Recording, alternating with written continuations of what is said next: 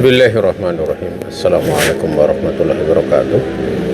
Alhamdulillahilladzi arsala rasulahu bil huda wa dinil haqq liyudhhirahu ala dini kulli wa kafa billahi shahidan. Asyhadu an la ilaha illallah wahdahu la syarika lah wa asyhadu anna Muhammadan abduhu wa rasuluh sallallahu alaihi wa ala alihi wa sahbihi wa man wala wa man tabi'ahum bi ihsan ila yaumil qiyamah. Di sore ini kita akan melanjutkan bahasan dari kitab Sunnah Linisa. Dan pada pertemuan terakhir kita masih membahas seputar al-aqwalu wa ma fi maknaha al-mubahatu fi shalah, berbagai ucapan dan perkara yang semakna dengannya yang diperbolehkan di dalam sholat. Artinya diperbolehkan bahwa tidak ada dosa padanya dan juga tidak membatalkan sholat. Dua jenis perkataan sudah kita bahas, yaitu membukakan bacaan imam tatkala imam ada kesalahan, dan yang kedua adalah mengulang-ulangi ayat di dalam sholat sunat. Kemudian kita menginjak pada yang ketiga, yaitu al-buka'u wal anin fi shalah, yaitu menangis dan mengeluh di dalam sholat. Al-buka' fi sholati in kana min khaufillahi ta'ala wa dzikril jannati wan nari wa nahwiha atau wa nahwihu kana mamduhan musaban alaih wala yubtilus sholata kama yadunnu ba'dun nasi wa kadzalika in kana li wajhin aw musibatin wa kunti maghluban alaiki fala syai'a fihi aidan, yaitu menangis di dalam sholat. Ya, jika menangisnya itu karena takut kepada Allah atau karena mengingat surga dan neraka dan semisalnya, itu terpuji, diberi pahala atasnya, dan itu tidak membatalkan sholat, sebagaimana sebagian ulama menyangka membatalkan sholat.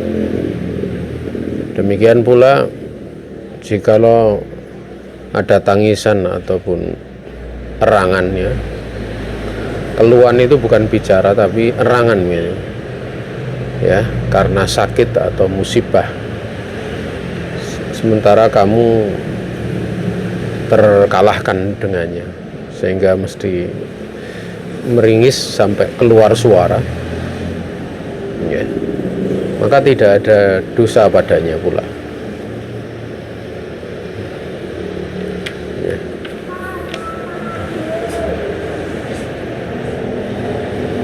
Wa mimma yadullu ala adami butlani sholah bihi mayati atau mayali, dan termasuk sebagian yang menunjukkan tidak membatalkan sholat karena perkara tersebut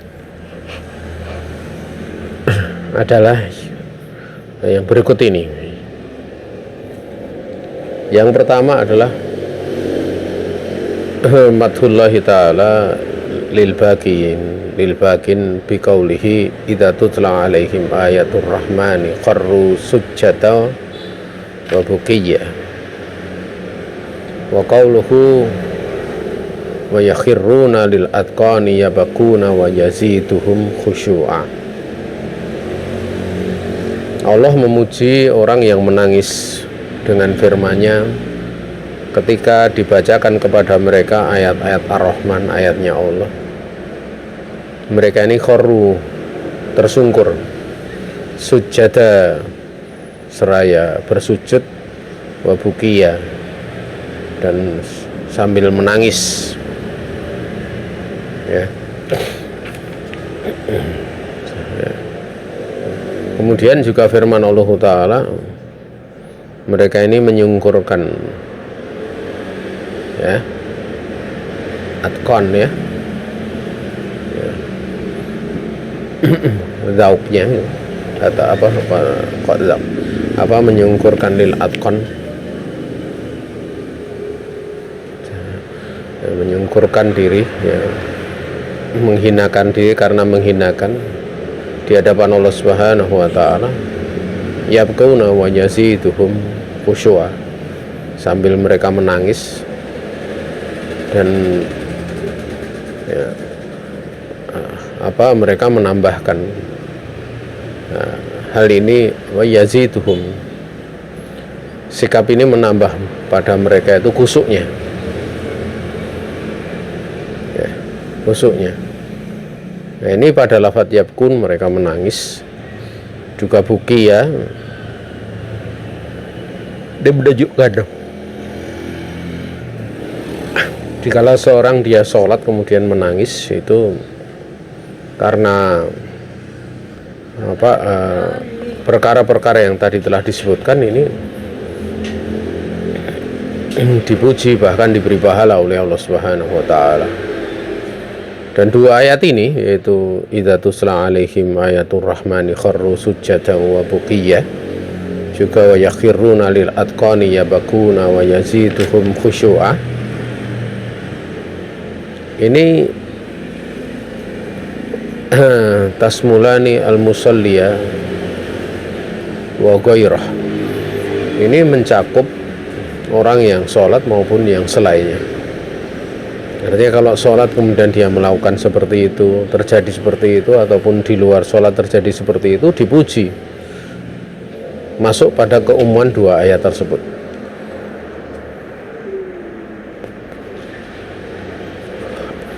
Ini yang pertama. Kemudian yang kedua, wa an Abdillah ibni Syakhir qala ataitu Rasulullah alaihi salatu wasallam wa huwa yusalli wa li sadrihi ya, azirun ka'aziril mirjal.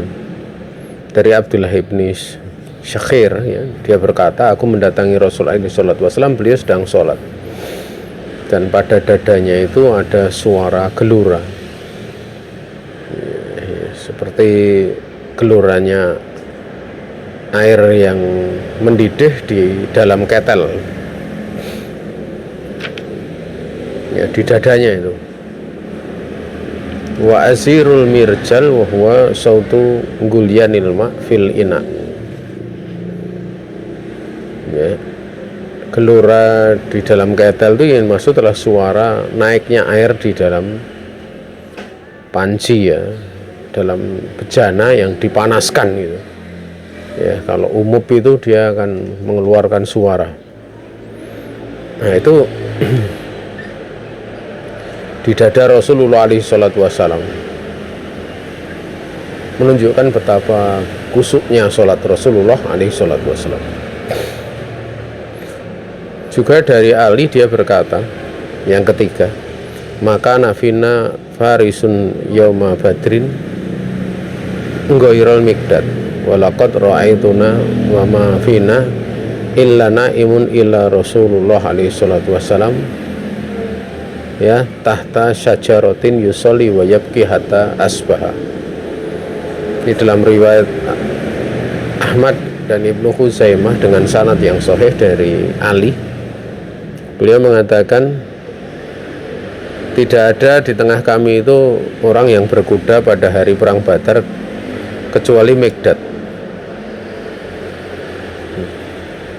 dan sungguh aku telah melihat kami dan apa yang ada di tengah kami kecuali semuanya tertidur kecuali Rasulullah SAW. Beliau waktu itu berada di bawah pohon ya, dia sedang sholat dan sambil menangis seperti itu sampai subuh ya, karena tahu ya perang Badar itu secara perhitungan nggak menang gitu. Nah, ini menunjukkan bahwa Nabiullah Muhammad SAW itu beliau selain di satu sisi punya keyakinan yang sifatnya iradah syar'iyahnya Allah, yaitu dengan ketakwa. Pertolongan Allah itu akan datang dengan ketakwaan, dengan amal soleh. Itu beliau yakin. Makanya beliau sholat, berdoa. Dan juga yang kedua,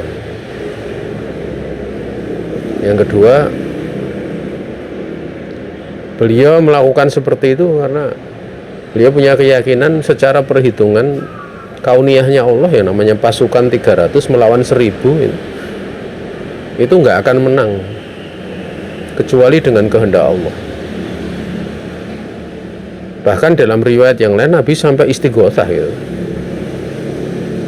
Sampai Allah menurunkan ayat ittastaghitsuna rabbakum, ya, yaitu ingatlah ketika kalian itu istighosah kepada Rabb kalian, ya, istighosah, karena memang secara nalar ya tidak akan menang gitu, ya. Padahal di situ ada Rasulullah, ada Umar, ada Abu Bakar. Tetap perhitungan yang Allah jadikan padanya itu, ketentuannya dari kauniyahnya itu ada. Dan memang 300 sekian dari pasukan Rasulullah di perang Badar itu kan sebelumnya nggak menyangka kalau akan bertemu dengan 1000 pasukan. Karena waktu itu kan mau menghadang kafilah dagang dari Abu Sofyan yang berdagang ke Syam, ya. Karena Syam itu kan arahnya utara Mekah, ya, ke arah utara. Sehingga dari jalur pantai itu kan, atau jalur pinggiran kota Medyah sebelah barat Madinah, mereka lewat kan. Nah, pada waktu pulang itu kan mau dihadang Rasulullah dan para sahabat. Tapi ternyata berita ini terdengar oleh orang-orang Mekah. Mereka mengerahkan pasukan yang cukup besar, sehingga Nabi dan para sahabat berjihad itu waktu itu tidak diiklankan, tapi sembunyi-sembunyi. Dan Allah Ta'ala dengan hikmahnya menampakkan, ya, di hadapan Nabi itu bahwa jumlah pasukan yang mau dihadapi oleh Nabi di perang Badar itu sedikit, jumlahnya nggak banyak, tapi begitu bertemu banyak, jumlahnya ternyata berlipat-lipat. Sehingga Nabi istighosah, bahkan Nabi sampai berdoa kepada Allah tentang pasukan tersebut. Kalau nggak dimenangkan, Allah nggak akan disembah di muka bumi, ya. Karena kalau sampai kalah, ya, itu momen yang sangat krusial. Dan itu sesuai dengan perhitungan-perhitungan dari sisi kauniyahnya Allah, sebab-sebab kauniyah. Sehingga doa itu bukan doa yang gulu, ya. Karena kalau sampai pasukan itu dihancurkan, ya, oleh orang Mekah, ya, Quraisy yang kafir, ya, daulah yang baru saja dibangun oleh Nabi yang ada di kota Madinah akan kocar-kacir gitu. Makanya Nabiullah Muhammad SAW sampai istighosah, sampai beliau berdoa dengan doa yang sangat dahsyat, ya. Ini artinya Nabi SAW menempuh dua sebab. Beliau sampai sholat itu meyakini dua sebab itu. Pertama sebab syariah dengan ketakwaan, dengan doa. Dan yang kedua juga dengan sebab kauniyah karena perbandingan pasukan. Dan Allah Subhanahu wa Ta'ala memberikan pertolongan Ahlul Badar ini juga dengan sebab kauniyah juga, di mana Allah mengutus malaikat. Dua malaikat yang mulia, di belakangnya ada ribuan malaikat, sehingga iblis dan ifrit lari ke belakang. Nah, hendaklah difahami seperti ini.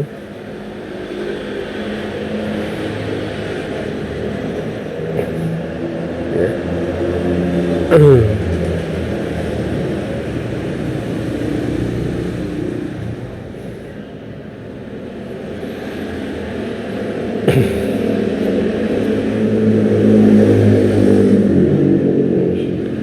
Sehingga kalau kita lihat di ini, kita tidak tahu ya apakah sholat beliau itu sholat malam atau sholatnya hajat, kita tidak tahu. Yang jelas beliau sampai nangis sampai waktu subuh ini.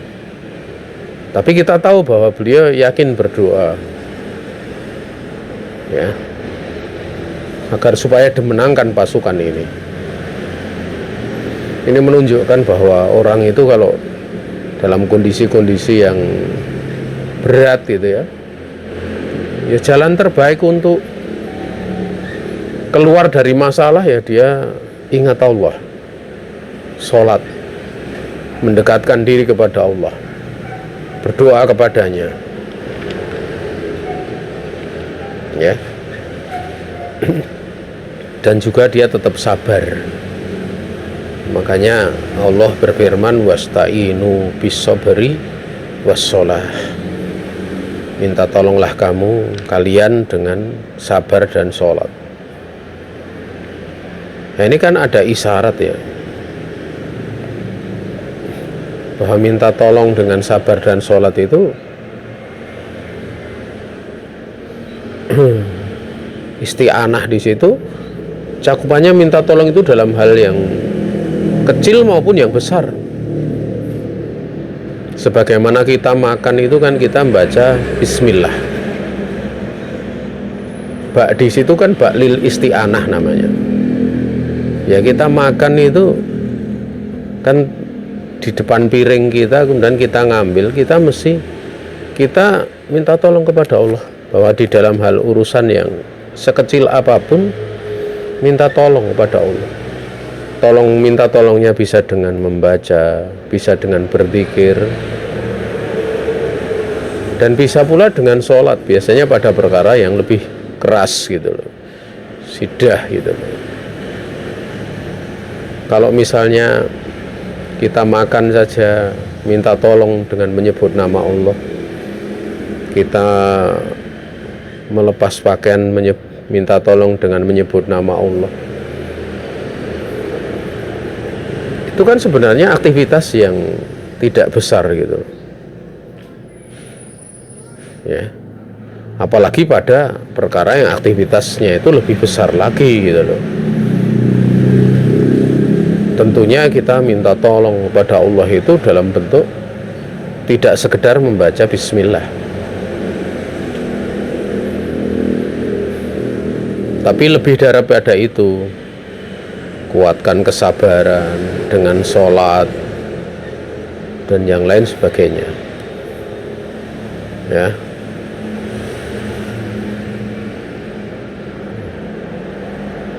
Kalau orang misalnya sakit, boleh enggak orang sakit dia minta tolong kepada Allah dengan sholat? Ya boleh saja. Daripada dia mengeluh, daripada dia kadang mengeluh minta dilayani mungkin oleh anaknya, oleh suaminya, atau oleh istrinya. Kalau dia minta sementara suaminya dalam keadaan mungkin sibuk atau yang lainnya, atau istrinya sibuk, kadang justru karena minta tolong seperti itu bisa jadi persoalan gitu. Mungkin karena merasa nggak diurusi, padahal diurusi gitu loh. Kadang bisa timbul cekcok ya. Coba kalau dia ingat Allah, dia banyak istighfar, dia sholat, mendekatkan diri kepada Allah, ini saya taruh kata memang sakitnya itu belum sembuh, tapi minimalnya hati itu tenang. Yang terkadang dengan ketenangan itu orang bisa berpikir lebih jernih. Sehingga dengan berpikir jernih itu dia bisa melakukan aktivitas-aktivitas yang bisa menjadikan kesembuhan dia itu dengan pikiran yang baik gitu, pikiran yang jernih. Terkadang seperti itu, dari kejernihan berpikir itu menjadikan tetap optimis, tetap sangka baik kepada Allah ya, sehingga dimudahkan menjalani sakitnya, tidak banyak keluhan, atau dia kemudian bisa mengambil sebab syar'i ilahi gitu loh, dengan dia meruqyah atau dia berdoa, ya, yang kadang itu dari sakitnya itu kemudian dia meruqyah sendiri, berdoa gitu. Itu di satu sisi akan menutup keluh kesahnya, di sisi yang lain dia dapat pahala dari Allah dan tidak jarang diberi kesembuhan oleh Allah. Entah kesembuhannya tadi kemudian dia mencari sebab beli obat, alhamdulillah obatnya bisa pas, ya. Nah, ini kadang seperti itu, ya. Kadang seperti itu.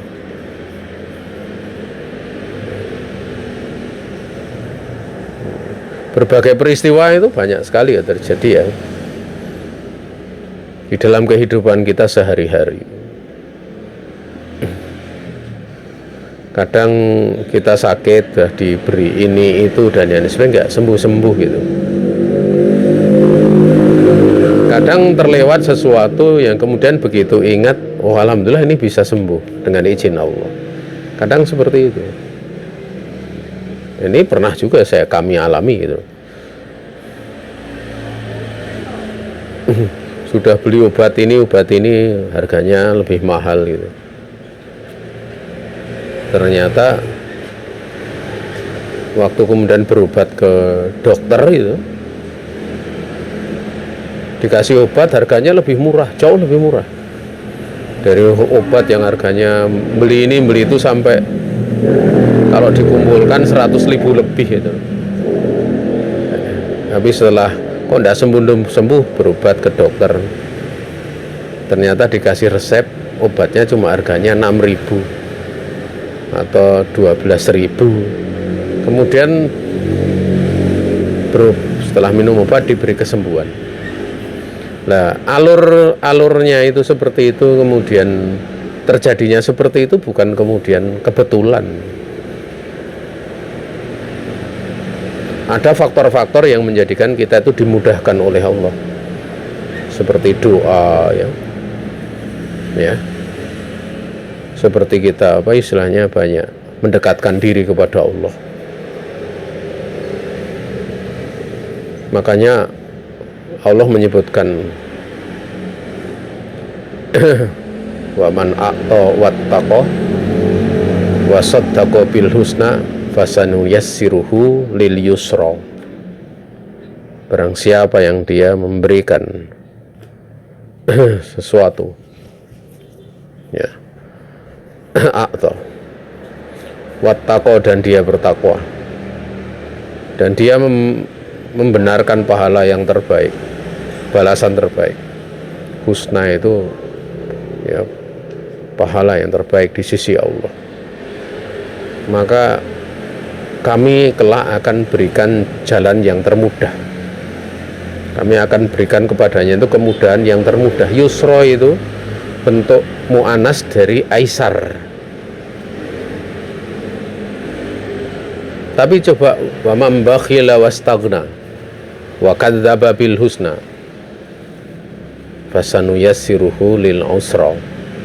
Barang siapa dia bakhil, wastaghna, dia merasa kaya, tidak merasa butuh kepada Allah Subhanahu wa ta'ala, dia mendustakan terhadap balasan yang terbaik dari Allah, maka kelak kami akan berikan jalan yang tersulit untuknya.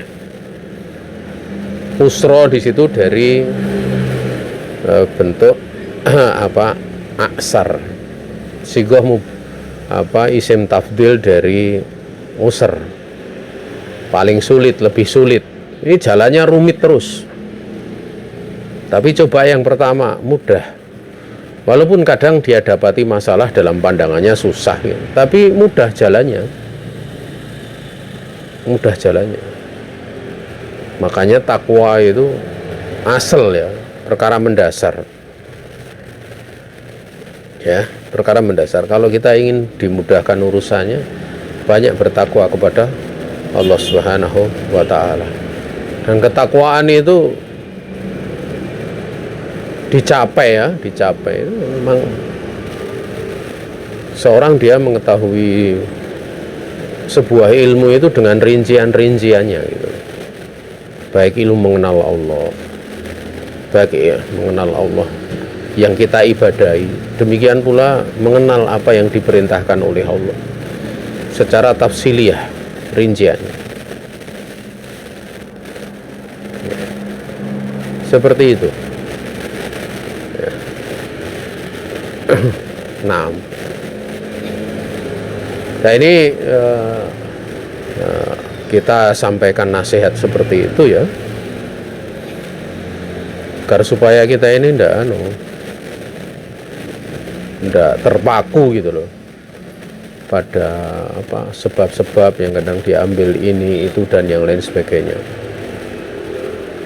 Juga kalau seorang dia punya apa yang ditakdirkan pada diri kita berupa masa lalu, apa yang ditakdirkan pada diri kita itu berupa tabiat gitu, sifat gitu. Ada orang itu diberi karunia, yang satu pandai, yang satu kurang pandai. Mau pandai atau tidak pandai itu kalau nggak ada keimanan ya nggak ada nilainya. Tapi mau orangnya pandai, mau orangnya tidak pandai, kalau dia punya keimanan, amal soleh, itu sesuatu yang ditabiatkan itu dengan sebab amal soleh bisa berubah. Mungkin kepandaiannya bisa menjadi pinter yang dirahmati, itu bisa. Banyak beribadah kepada Allah Subhanahu wa ta'ala.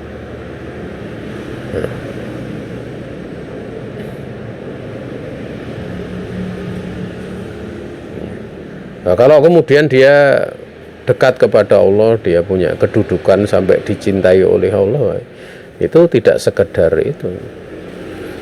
Dia akan dijadikan sebab kebaikan bagi manusia yang banyak. Makanya kita itu kenapa kalau bersikap itu mesti melihat apakah kita punya pendahulu di kalangan para ulama atau tidak. Kadang di masa sekarang itu karena kitab banyak tercetak ya,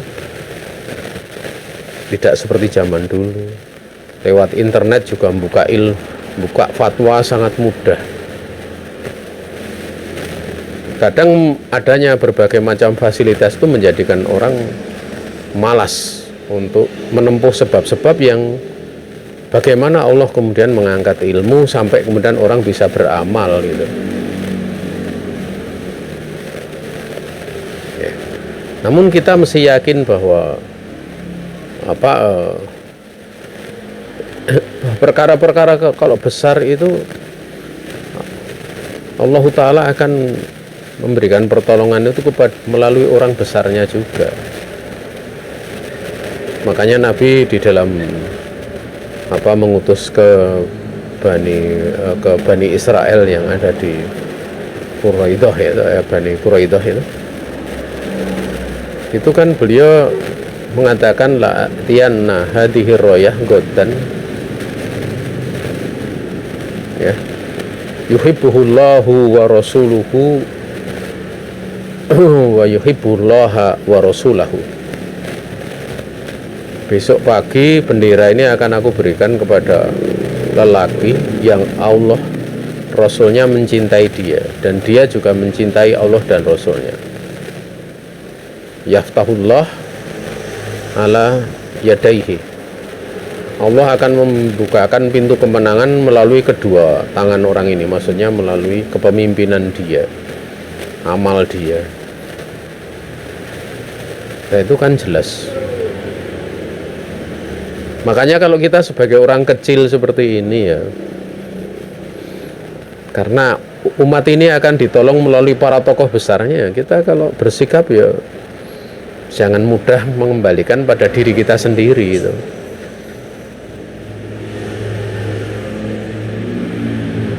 kadang adanya gelaran-gelaran ustadz atau gelaran yang lain itu, kemudian kita tidak mengembalikan seperti itu untuk minta nasihat kepada ulama, kita mencukupkan diri dengan apa yang ada pada kita. Nah, itu sikap yang tidak benar. Karena Imam Ahmad itu dulu pernah menasihati murid-muridnya. Beliau mengatakan demikian, iyyaka an tatakallama bil mas'alati wa laisa laka fiha imamun. Hati-hati kalian, hati-hati kamu membicarakan satu masalah. Kamu berbicara tentang satu masalah, sementara kamu tidak punya dalam masalah itu imam yang mendahului kamu.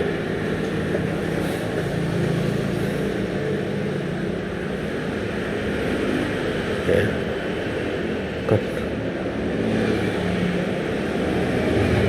Karena apa? Karena dengan kita mengembalikan kepada imam tersebut, berarti kita itu mengembalikan masalah tersebut pada orang besar yang akan menjadi sebab pertolongan. Oleh karena itu kalau para ulama itu kadang mereka membuat di dalam masalah pelajaran itu silsilah belajar. Itu kebanyakan yang dipakai memang kitab-kitab yang sudah muktabar di kalangan para ulama, yang Allah menolong umat ini dengan sebab ilmu mereka.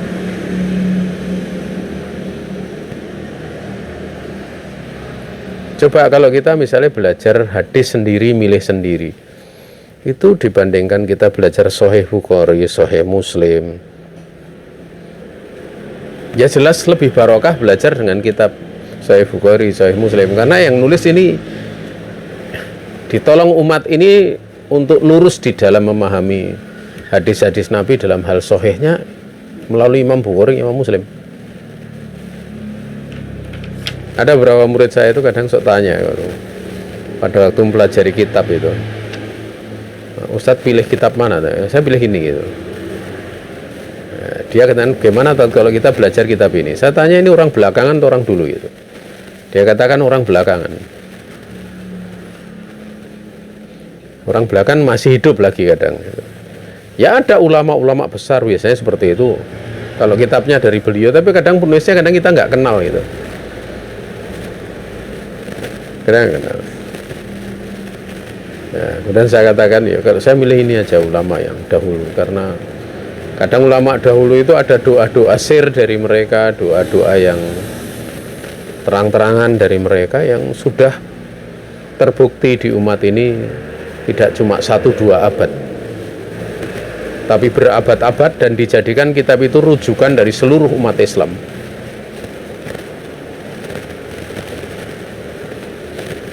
Ini ada kaitannya kan dengan pelajari kitab itu, ada pendahulu kita di kalangan imam gitu. Itu sopan santun di dalam mengajar. Ya. Makanya yang sering kami ingatkan ya, pada waktu ada fitnah Qadariyah di Irak, datanglah Yahya bin Ya'mur dan Humaid ad-Dimyari. Humaid ad-Dimyari dan Yahya bin Ya'mur ini tabi'in besar itu. Andaikan keduanya itu menjawab, menyelesaikan masalah itu pun akan terjawab secara keilmuan gitu. Tapi mereka sadar para sahabat itu masih ada. Mereka datang jauh-jauh menanyakan kepada siapa? Kepada para sahabat, dan bertemu dengan Ibnu Umar di Mekah, karena mereka itu sedang haji atau muktamironi, sedang berumroh, kira-kira demikian. Ketemu dan menanyakan. Ya. Makanya ya setiap permasalahan-permasalahan itu Masya Allah ya, kalau cakupannya besar, walaupun mungkin sudah ada fatwa ulama sebelumnya, misalnya fatwa ulama sebelumnya udah ada gitu, tapi kadang per kasus itu ada sedikit perbedaan. Yang kadang ulama itu bisa jadi dulu berfatwa seperti ini, sekarang berfatwa seperti ini gitu. Karena fatwa itu sesuai dengan data, sesuai dengan kejadian yang terjadi waktu itu. Ya kalau misalnya dikiaskan pada fatwa sebelumnya mungkin bisa itu pada sebagian sisi, tapi kejadian baru itu kadang ada tambahan-tambahan makna yang tidak didapatkan seperti pada sebelumnya, sehingga butuh pertimbangan yang lainnya, butuh kehati-hatian. Ya, butuh kehati-hatian. Itu terutama masalah-masalah besar ya. Masalah besar.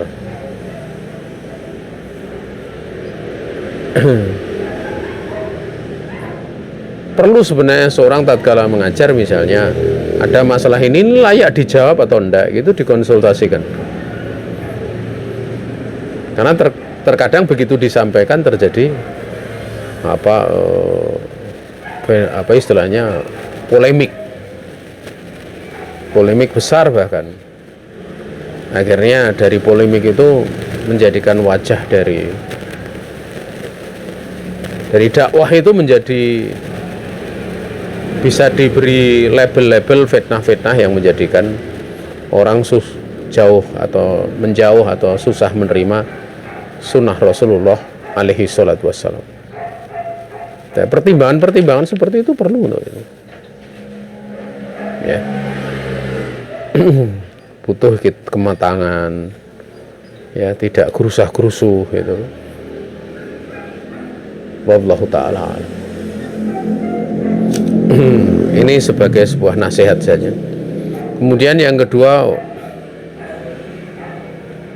Wan Ibni Umar radhiyallahu ta'ala anhuma qala la mastadda bi Rasulillah alaihi salatu wasallam waja'uhu qila lahu fi sholati faqala muru Abu Bakrin falyusalli binnas. Qalat Aisyatu inna Abu Bakrin rajulun raqiqun idza qara'a ghalabahu al-buka'u qala murru fayusalli fa'awadathu afan qala muruhu falyusalli inna kunna sawahiba Yusufa. Ini dalam riwayat Al-Imam Bukhari dari Ibnu Umar, tatkala sakitnya Rasul alaihi salatu wasallam menyangat, maka dikatakan kepada beliau di dalam sholat, ditanyakan kepada Nabi tentang sholatnya, maka Nabi bersabda, perintahkan Abu Bakar untuk dia sholat bersama manusia, maksudnya jadi imam gitu. Maka Ibunda Aisyah mengatakan sungguhnya Abu Bakar itu seorang laki-laki yang lembut hatinya. Kalau beliau membaca, menangis itu akan mengalahkan dirinya. Artinya dia itu kalau membaca Al-Quran lembut, mudah nangis gitu. Maka Nabi memerintahkan muruhu fayusalli, perintahkan dia untuk mengimami sholat. Dia sholat bersama, dia sholat mengimami. Maka Aisyah mengulang-ulangi itu.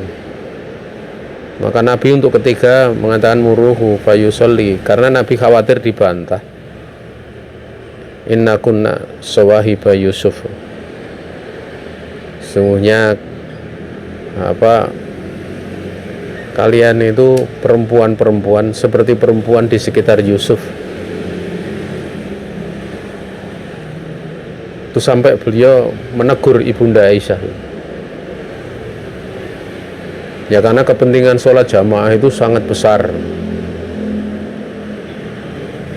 ya, sehingga adanya Rasul alaihi salatu wasallam sakit itu jangan sampai menghilangkan masalah amah, masalah umum sholat jamaah. Kan bisa Abu Bakar mengimami, intinya seperti itu. Kalau hanya karena menangis itu tidak apa-apa, nggak membatalkan sholat. Kok diulang-ulangi sementara Nabi sedang sakit ya, kemudian istri beliau melakukan seperti itu, maka ini kan ada sisi-sisi perkara yang penting. Pertama, masalah sholat jamaah, masalah umum. Kemudian yang kedua, Nabi memerintahkan dalam posisi sakit gitu loh, kan dimaklumi gitu loh, beliau tidak bisa ngimami gitu.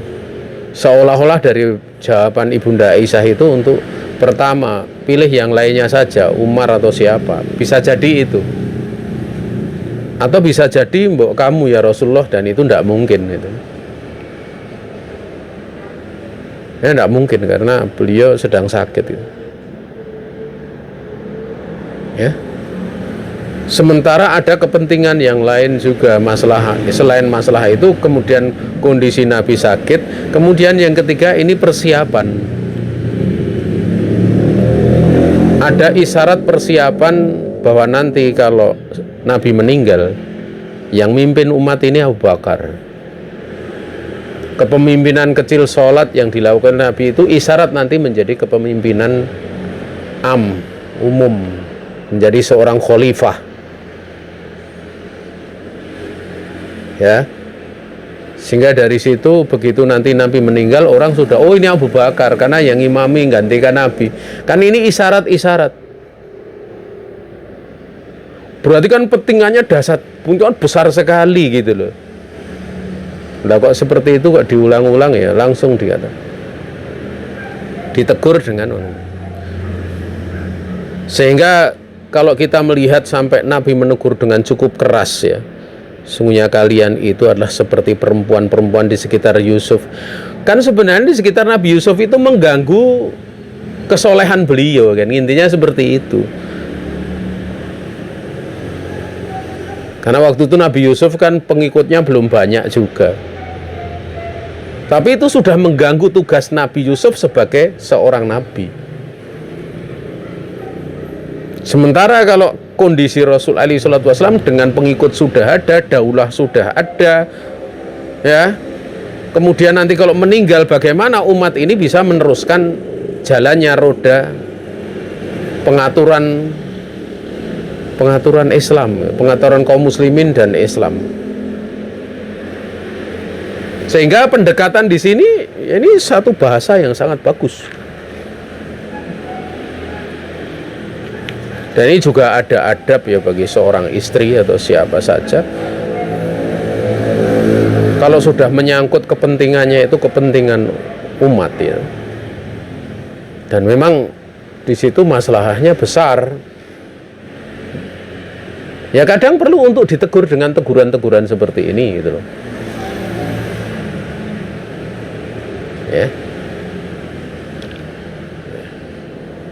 Makanya ya kadang ini di dalam murid takosus kepada saya ya, kalau ada murid-murid saya yang takosus itu ada yang pengen cepet nikah, dan kadang saya berikan beberapa pengarahan ya, sampai ada yang beberapa murid itu ditawari akhwat itu sudah nggak terhitung gitu. Tawari akhwat begini, tawari begini. Tapi waktu itu sebelum dia kan pernah ditawari akhwat dan kemudian terjadi gagal gitu. Di saat dia sudah belajar kepada saya, ya, baru tatkala gagal itu dia konsultasi, kemudian sampai masalahnya bisa selesai walaupun akhirnya pisah ya. Masalahnya selesai. Kemudian setelah itu kan masih ditawari terus, dikit-dikit ditawari, dikit-dikit. Ya, saya nasihati bahwa kegagalan di dalam kemarin itu perlu diperbaiki. Ya. Kan karena konsultasi jadi saya tahu masalahnya. Udah pentingnya mempelajari ilmu sampai punya karakter menuntut ilmu. Karena memang menuntut ilmu itu, kalau kita terbiasa tafsil ya, rincian itu, kita jadi ta'ani dalam menghadapi satu masalah itu, jadi ta'ani. Jadi pelan-pelan, hati-hati, lembut, tidak gerusah-gerusuh, penuh pertimbangan. Ya. Dan di saat menuntut ilmu itu, walaupun yang dituntut ilmu itu macam-macam, ada fikih, ada usul fikih, ada qawaid, ada bahasa Arab. Saya jelaskan satu ilmu saja, bahasa Arab itu. Belajar bahasa Arab dari dasar sampai kemudian lanjutan, itu saja sudah bentuk karakter orang untuk hati-hati. Karena bahasa Arab itu kalau nanti sudah menengah lanjutan itu kan banyak mikir. Nah, begini-begini itu jadi karakter berpikir gitu. Di dalam berpikir itu enggak kemudian sumbu pendek, tapi penuh pertimbangan. Ya. Lebih-lebih kemudian belajar ilmu-ilmu lain, akidah, fikih dan yang lain, itu akan lebih menyempurnakan ya. Sampai kemudian nanti kalau ada masanya nanti bisa kita bicara, terangkan seperti itu. Ada masa ya. Karena untuk masuk kemudian seorang itu masuk dunia penuntut ilmu itu ya memang butuh waktu, ya butuh ini gitu. Dan itu kan nanti berpikir itu menjadi sebuah karakter itu kalau menjalani kehidupan ya insya Allah akan tertata gitu kehidupannya, tertata, tidak tergesa-gesa gitu, penuh pertimbangan ya. Setelah belajar kira-kira hampir 3 tahun misalnya, itu baru kemudian ya saya melihat perubahan yang cukup bagus ya, alhamdulillah biidznillah subhanahu wa ta'ala, dengan izin Allah. Akhirnya itu pengaruhnya juga pada orang di sekitarnya gitu. Dia banyak mendapatkan kebaikan yang dia merasa kaget, kok seperti ini, tahu-tahu ada orang percaya seperti ini, ada yang seperti ini. Orang-orang yang secara perhitungan dohir itu susah untuk percaya kepadanya menjadi percaya. Ya itulah pengaruh ilmu. Ilmu itu kalau kita bisa menjelaskan secara runut ya, itu sesuai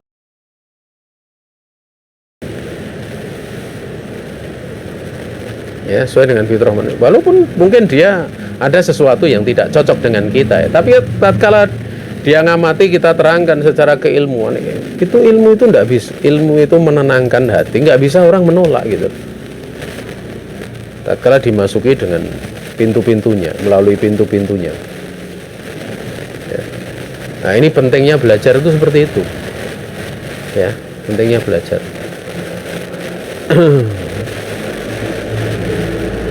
Ya. Wallahu ta'ala alam. Jadi butuh waktu belajar itu, enggak kemudian hanya langsung kemudian dapat, oh bisa begini, butuh waktu lebih itu kalau kaitannya akan memberikan manfaat kepada orang lain ya. Karena memang kadang kalau pelajaran-pelajaran yang sifatnya takhusus itu kadang lama-lama itu makin dikit gitu loh. Dan itu enggak usah disesali gitu loh. Jangan disesali, tapi semangat. Karena yang namanya takhusus itu sejak zaman Nabi ya sampai kapanpun ya akan mengerucut, mengecil. Itu pun terjadi pada para sahabat ya. Berapa banyak Nabi ngajari sendirian kepada Mu'adz bin Jabal, Abdullah bin Mas'ud, Abu Hurairah, Ibnu Abbas, sendirian radhiyallahu ta'ala anhum ajmain. Tapi Nabi juga ngajar pelajaran umum. Tapi yang kemudian belajar sampai pernah sendirian rata-rata ya ada kekhususan yang tidak didapati oleh orang yang belajar bersama-sama. Di kalangan para ulama juga seperti itu ya. Sebagian guru saya cerita dari murid yang hampir 200 selesai kitab itu tinggal 5 sampai 6 nggak salah. Ya. Waktu beliau belajar kitab Waraqat ya, cerita sama kami, kemudian diceritakan pada kami juga tentang majelis itu. Waktu saya belajar sama guru saya dulu juga sekitar 5 orang, 4 orang selesai itu Waraqat itu. Ya. Selesai Waraqat itu 5 orang. Atau 5 atau 4 saya agak lupa ya. 1, 2. Pertama kali ada sekitar 15 orang. Tapi sampai selesai itu cuma 4 atau 5 orang. Saya hitung dulu. 4 orang. Ya 4 orang, termasuk saya. Itu waktu belajar kitab Waraqat dari juga sekarang itu kalau ngajar ya rata-rata alhamdulillah termasuk banyak itu. Ada 7 orang, ada yang 6 orang, 8 orang, itu Masya Allah. Tapi beda ya hasil belajar dari seperti itu, memang beda gitu. Naam. Ya.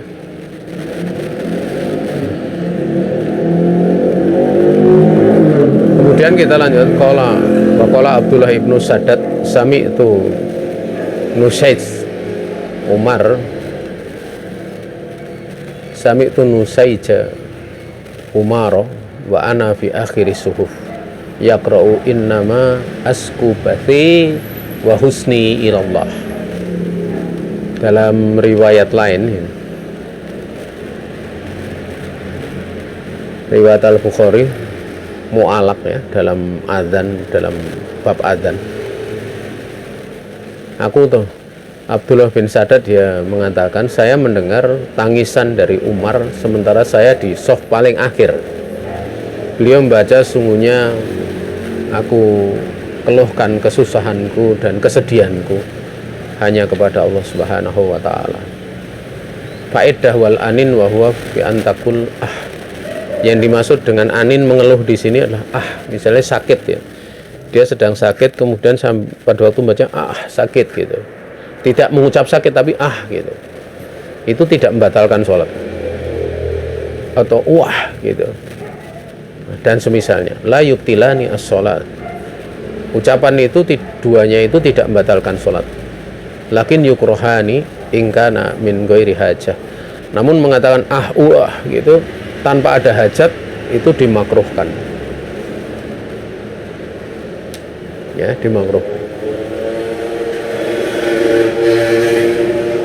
Ini kita cuma bisa membahas satu saja, yang ketiga. Besok kita lanjutkan yang keempat, yaitu nafkhu asna as-sholati li hajatin, yaitu meniup ya. Nafkhu itu bisa meniup atau batuk atau apa ya. Kalau contoh lain misalnya antop glegeen gitu di tengah sholat. Ini saja yang bisa disampaikan. Kalau ada pertanyaan kami persilahkan, kalau tidak ada kita tutup aja.